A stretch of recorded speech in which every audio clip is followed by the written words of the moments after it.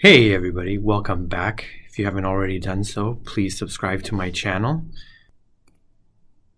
where I release new videos every Wednesday morning and Sunday morning. Be sure to check out my previous video on exponential functions. Today we're going to be talking about radicals. But before we do that, let's look at some things with exponents. We said that x squared is x times x.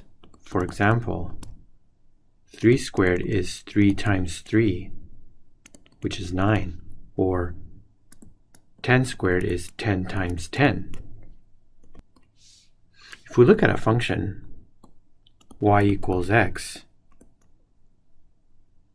and we square this function, we get another function, g, which is equal to x squared.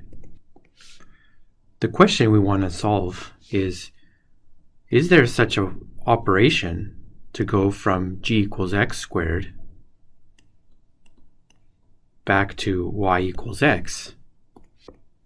The answer is yes, and this is the operation of taking the radical of a function or a number. This basic symbol of the radical is known as the square root. Or you can think of it as 2. This is known as the index,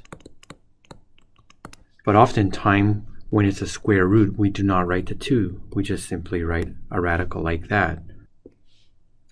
But a radical alone doesn't do anything, it needs to operate on something. So for example, if I wrote x, this is the same thing as writing 2x to the power of 1, which is x to the 1/2. This is the definition of the square root.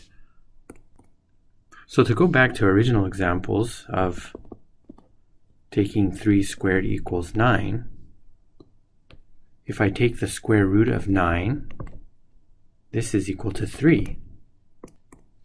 This reverses the procedure of squaring, or undoes the squaring operation. Another way of looking at it is the square root of 9 is actually equal to 3 times 3, which is 3 squared, which is 3 squared to the power of 1/2, which is 3 squared multiplied by 1/2, which is 2 over 2, which is just 3. When dealing with the square root, one thing to keep in mind is that, like in the previous example where we had 3 squared equals 9, but minus 3 times minus 3, which is also 3 squared, will also give you 9. That is to say that the square root of 9 actually has 2 solutions, which is plus and minus 3. Another way of looking at it is, if I say x equals the square root of 9, and I square both sides, I get x squared equals 9. So what x squared will give me 9? Well, 3 squared is 9, but minus 3 squared is also 9. The radical, however, is not restricted just to the square root. We can have the cube root of x, for example, which is x to the 1/3, and this is read as cubed root of x. Or we can have the 5th root of x, 5th root of x. Or in general, we can have the nth root of x, x to the 1 over n, which is read as nth root of x. If x equals the nth root of a, which is a to 1 over n, to solve for a side, so we say x to the n equals a 1 over n to the nth power. We have x to the n equals a 1 over n multiplied by n, which is a n over n, which is just a. Therefore, we have x to the n is just a.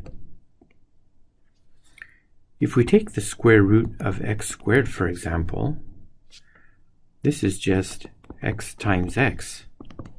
But we can also have minus x times minus x, which is also square root of x squared. Therefore, we define the square root of x squared as plus or minus x, which is just the absolute value of x. I hope you enjoyed this lesson. This is just part 1 of radicals. I'm going to have more coming up soon. Please help this channel. Click like, subscribe, comment below. Look forward to seeing you later. Have a great and wonderful day. Ciao. Bye-bye.